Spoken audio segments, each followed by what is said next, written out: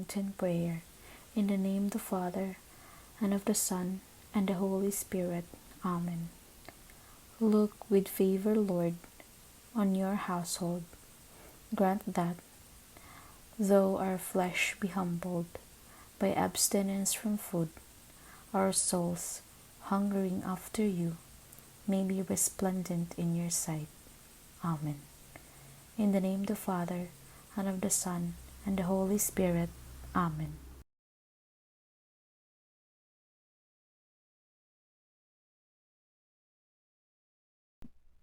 Ang mabuting balita ng Panginoon ayon kay San Marcos, Kapitulo 1, versikulo 12 hanggang 15. Papuri sa iyo, Panginoon. Noong panahong iyon, si Jesus agad pinapunta ng Espiritu sa ilang. Nanatili siya roon ng 40 araw na tinutukso ni Satanas. Maiilap na hayop ang naroon, ngunit si Jesus ay pinaglilingkuran ng mga anghel. Pagkatapos dakpin si Juan, si Jesus ay nagtungo sa Galilea at ipinangaral ang mabuting balitang mula sa Diyos. Dumating ang takdang panahon at malapit na ang paghahari ng Diyos. Pagsisihan ninyo't talikdan ang inyong mga kasalanan at maniwala kayo sa mabuting balita ito. Ang mabuting balita ng Panginoon. Pinupuri ka namin, Panginoong Hesukristo. So isang mapagpalang first Sunday of Lent po sa ating lahat, at ako po ay una-una sa lahat nagpapasalamat sa ating poong may kapal sa pagkakataong ito na pinagkaloob niya po sa atin upang tayo po ay bahagi ng kaniyang mabuting balita. So, kamusta po mga kapatid? Kamusta po ang linggo natin? Sana naway nakapag-simba tayo sa araw na ito. At ako po ay nagpapasalamat sa lahat natin ng mga masugid na mga taga-subaybay, sa lahat ng ating na mga subscribers, mga bago nating subscribers. Marami pong salamat sa inyo. At sa lahat na walang sawang nagsishare, no? At nagbabahagi ng ating mga videos, lalo na itong ating pagninilay. Mga kapatid, sa pagkakataong ito, magbibigay lang ako ng aking munting reflection sa ating gospel sa araw na ito from Mark, no? 1:12 to 15, no? Ang Panginoon natin ay pinapunta, no, ng espiritu sa ilang, no? So alam naman natin na dinala siya doon, nandoon siya, tinukso, no, ng diablo. So sa panahon ngayon ng Lent, no? First Sunday of Lent na ngayon. So mga kapatid, tayo ay naglalakbay, no, kasama ng ating Panginoon sa ilang, no, in the desert, no, of our life. So ano ba ang nagawa natin sa ating buhay? Pag-umpisa na ba tayo ng ating mga dapat gagawin, no? Sa panahon ngayon, i-encourage tayo na bumalik sa ating Panginoon, no? Makareceive tayo frequently kung maaari ng Sacrament of Reconciliation, no? At tumanggap tayo sa Kanya. But then, ano man ang ating prepared, no? Pag-prepare natin sa mga panahong ito, kung ang ating puso ay hindi pa rin marunong magpatawad, nandiyan pa rin ang galit natin sa ating kapwa, ay siguro wala ring saysay, 'no? May mga panahon na ang ating sarili ay hindi natin nakikita na meron pala tayong mga taong sinaktan. Kahit na sa munting pananalita lang natin, sometimes we are unaware na makapagbitaw tayo ng hindi magandang salita sa ating kapwa. Hindi natin alam, nasaktan na pala natin sila. So ngayong Lent season, may 3 tayong bagay na dapat sundin, ano? May mga gabay tayo. Una-una, kailangan natin itong mga basic things na ito sa panahon ngayon at lahat ng oras ng ating buhay. Una is prayer, no? How do we pray? Paano tayo magdadasal sa ating Panginoon? Are we praying for ourselves sa lahat ng ating mga pangangailangan, o we are also praying for others, no? Praying for conversion. Lahat. O ano ba ang pamamaraan, no? O anong klaseng prayer meron tayo? And then secondly is yung pag-fast, no? Fasting, no? So fast tayo sa magpa-fasting tayo at mag-abstain, no? Fasting and abstinence, no? Ano ba ang sinasabi ng ating simbahan tungkol sa pagpa-fast?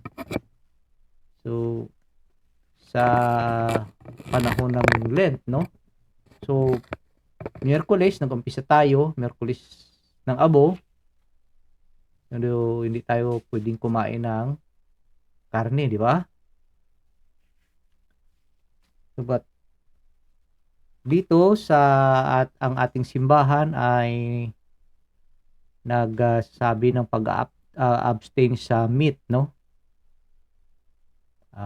Good Friday on Ash Wednesday and Good Friday, Catholics who are 18 years of age but not yet 59 are obliged to fast on Ash Wednesday and Good Friday. On fast days, 2 additional smaller meals are permitted if necessary to maintain strength. However, the 2 smaller meals together may not equal 1 full meal. Moreover, eating solid foods between meals on fast days is not permitted. So yun, bakit natin gagawin ito, no? Ano ba ang signifikante nito sa ating buhay? So, mga kapatid,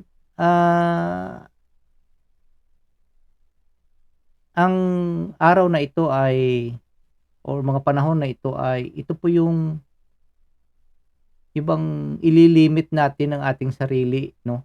Sa mga bagay na minsan disturbo din sa atin, di ba? Lalo-lalo na yung ating mga gadgets, yung cellphone natin. Natutulog ka, biglang may chat, no? May tumawag. So kailangan siguro natin sa panahon ngayon ay ilimit natin yung paggamit, no, ng ating gadgets.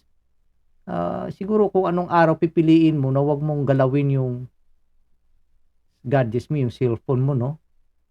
At yung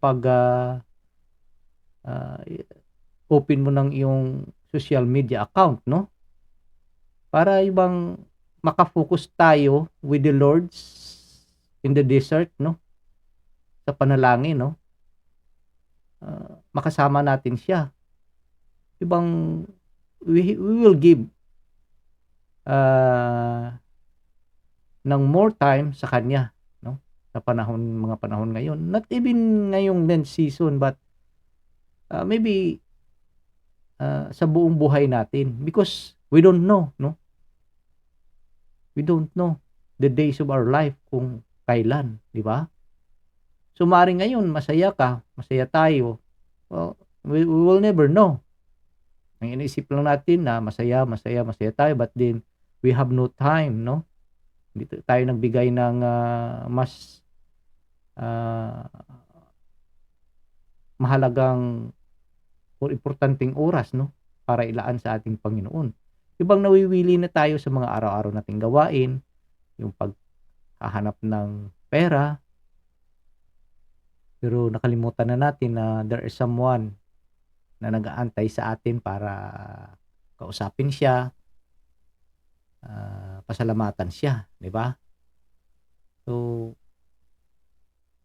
dapat yung abstinence and fast ay ipa-practice natin, not only in this Lent season, but also sa mga panahon na ordinaryo lang, any days, no?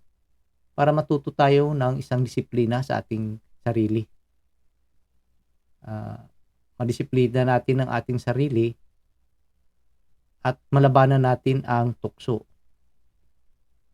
Ako nga natatawa ako sa sarili ko dahil kapatid ko as Wednesday, siyempre Valentine's, bumili ng malaking pecan cake ba yun? Tinitingnan-tingnan ko lang eh. Pero pag sa tuwing makikita ko parang, ay naku, ang sarap kumain. So, ayun, no? Pero, ngayong araw na ito dahil siyempre masasayang pagkain din, pwede na kumain. Kumain din ako, but as much as possible, yung mga paborito nating pagkain, lalo ice cream, kung mahilig tayo sa kung anong mga pagkain ay dapat kung maaari lang, i-limit natin o i-try it natin na huwag kumain nitong 40 days. Kaya challenge ko yung kapatid ko, sabi ko 40 days subukan mong huwag ko munang kumain ng kung anong karne. Sabi niya kaya, o di well, titingnan natin sa disiplina kasi. So yung pag natuto na tayo dito, no, kasi ito sa pagkain pa lang tukso ito eh. The devil is tempted us, no? Tinitest niya tayo, no? Tentasyon 'yun. Lalo pag nakakasama ka ng mga dalang masarap na pagkain. Ay kahapon nga Biyernes. Yes, Biyernes dito kasi sa amin kahapon. Yung mga kasamahan ko sa trabaho ay sarap ng mga ulam nila, no? Karne, manok, sarap pa ng amoy. So sabi ko mga Catholic din sila nito pero sa pangalan lang. But then I don't judge them, but may mga tinuturo ang simbahan natin about this fasting and abstinence during Fridays, no? So kaya nga itong pag-fast at pag-abstain sa isang bagay ay makakatulong po ito na sa atin para po magiging malakas tayo, no, sa paglaban ng kung anumang tukso, no, na umaaligid lang sa atin, no. Sabi ni San Pedro, ano ba, 1 Peter 5:8, no, na yung kalaban ay umaaligid-aligid lang para dakmain tayo. So the third ay yung almsgiving, no. Nagawa ba natin, no, na tumulong sa ating kapwa, lalo na yung mga nangangailangan, no? May maraming pamaraan ng pagtutulong. Hindi lang minsan sa financial makakatulong tayo o sa pagkain, material, but sa akin, sa pagninilay ko, or I don't know sa inyo, na praying someone ay isa ring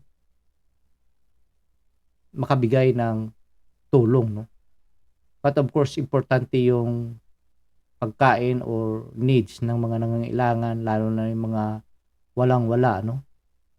So, ito po ay isang magandang bagay na kung tayo po ay nakatulong sa nasasabi ko na ang ating Panginoon ay nagagalak, ano? His face shine upon us kung makatulong tayo. At kung may mga sakit tayo, madali tayong gumaling dahil tinutulungan tayo ng Panginoon na gumaling tayo dahil doon sa ating puso na nagmumula ang isang feeling ba na tumulong, no? Hindi yung napilitan lang, yung galing talaga sa puso na tumulong sa ating kapwa.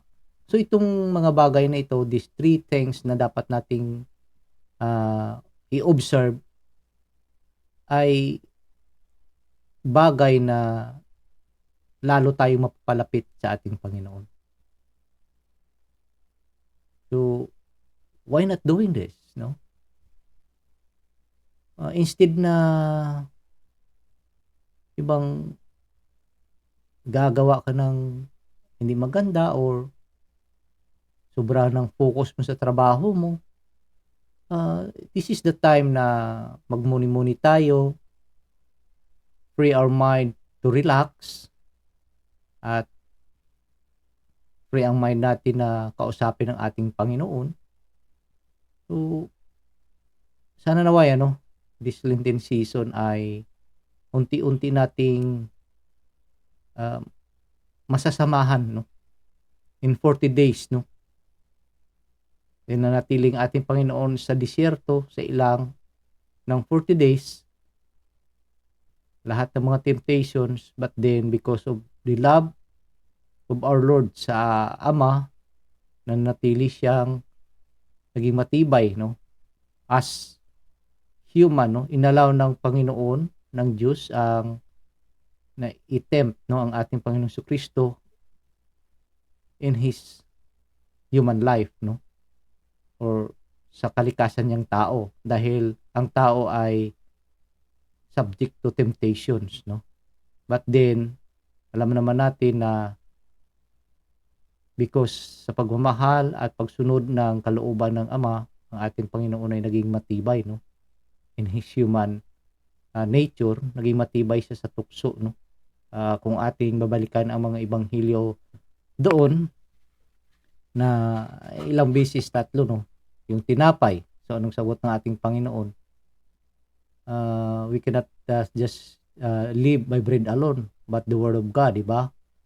Ayun ang pangalawa, ay pinakita sa kanya yung lahat ng kayamanan, no?